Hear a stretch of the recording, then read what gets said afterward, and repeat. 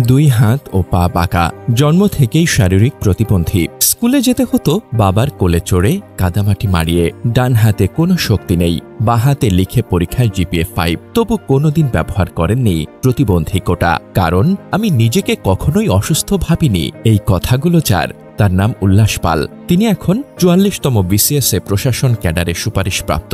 শরীয়তপুরের ভেদরগঞ্জ উপজেলার কার্তিকপুর ইউনিয়নের পালপাড়া গ্রামে জন্ম উল্লাস পালের। তার বাবা উত্তম কুমার পাল একজন মৃৎশিল্পী এবং মা আন্না রানী পাল গৃহিণী। ৩ ভাই বোনের মধ্যে উল্লাস সবার বড়। জন্ম থেকেই তার 2 হাত ও পা বাঁকা, যার কারণে তিনি শৈশবে স্বাভাবিকভাবে হাঁটতে পারতেন না। ডান হাতে শক্তির অভাব থাকায় লেখার কাজে তিনি বাঁ হাত ব্যবহার করেন। তার বাবা মা ছেলের সুস্থ জীবনের জন্য কোনো কমতি রাখেননি। ভারতে নিয়ে চিকিৎসা করানো হয়, যার ফলে পায়ের অপারেশনের মাধ্যমে উল্লাস কিছুটা হাঁটা চলার উপযোগী হন। ১৯৯৯ সালে তাকে ভর্তি করা হয় কার্তিকপুর পালপাড়া সরকারি প্রাথমিক বিদ্যালয়ে। বর্ষাকালে কাদামাটির পথে স্কুলে যাওয়া তার জন্য ছিল কষ্টকর, তাই বাবা উত্তম কুমার তাকে কোলে করে স্কুলে নিয়ে যেতেন। ২০১০ সালে কার্তিকপুর উচ্চ বিদ্যালয় থেকে বিজ্ঞান বিভাগে জিপিএ 5 নিয়ে এসএসসি পাশ করেন উল্লাস। এরপর ঢাকায় এসে ঢাকা নর্দার্ন কলেজে ভর্তি হন এবং ২০১২ সালে এইচএসসিতেও জিপিএ 5 অর্জন করেন। তারপর ২০১৬ সালে ঢাকা বিশ্ববিদ্যালয়ের গ ইউনিটের ভর্তি পরীক্ষায় মেধা তালিকায় ৪৬৩তম স্থান অধিকার করেন তিনি। পরে তিনি ব্যবস্থাপনা বিভাগে ভর্তি হয়ে বিবিএ ও পরবর্তীতে এমবিএ সম্পন্ন করেন। উল্লাস পাল বলেন, আমার হাত ও পা বাঁকা, ডান হাতে শক্তির অভাবে লেখা এবং পায়ের সমস্যার কারণে হাঁটা চলায় অসুবিধা হয়। শারীরিক বাধা সত্ত্বেও আমি কখনো প্রতিযোগিতামূলক পরীক্ষায় প্রতিবন্ধী কোটা নেওয়ার কথা চিন্তা করিনি। আমি নিজেকে অন্য 10 জনের মতো সুস্থ মনে করি। তিনি আরো বলেন, চিকিৎসকদের শত চেষ্টার পরও হাত পা স্বাভাবিক হয়নি, তবে দেরিতে হলেও হাঁটতে শিখেছি। স্বাভাবিকভাবে হাঁটতে পারি না, তবে আমার শিক্ষা জীবন শুরু হয়েছিল কার্তিকপুর পালপাড়া প্রাথমিক বিদ্যালয়ে। এরপর আর পেছনে ফিরে তাকাইনি। ঢাকা বিশ্ববিদ্যালয়ের ভর্তি পরীক্ষায় প্রতিবন্ধী কোটার সুযোগ থাকলেও তিনি তা এড়িয়ে যান। তিনি বলেন, আমার আত্মবিশ্বাস ছিল সাধারণ প্রার্থীদের সঙ্গে প্রতিযোগিতায় পারব।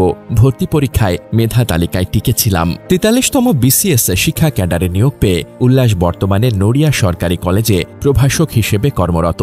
৪১তম বিসিএসএ নন ক্যাডারে জুনিয়র ইনস্ট্রাক্টর পদ পেলেও ৪০তম বিসিএসএ পাশ করলেও কোনো পদে সুপারিশ পাননি। ৪০তম বিসিএস এর মৌখিক পরীক্ষায় তাকে নেতিবাচক প্রশ্নের সম্মুখীন হতে হয়। একজন পরীক্ষক তাকে জিজ্ঞেস করেছিলেন, প্রশাসন ক্যাডারে অনেক দৌড়াদৌড়ি করতে হয়, বিভিন্ন জায়গায় যেতে হয়, আপনার শারীরিক প্রতিবন্ধকতা থাকায় এসব কাজ করতে পারবেন বলে মনে হয়?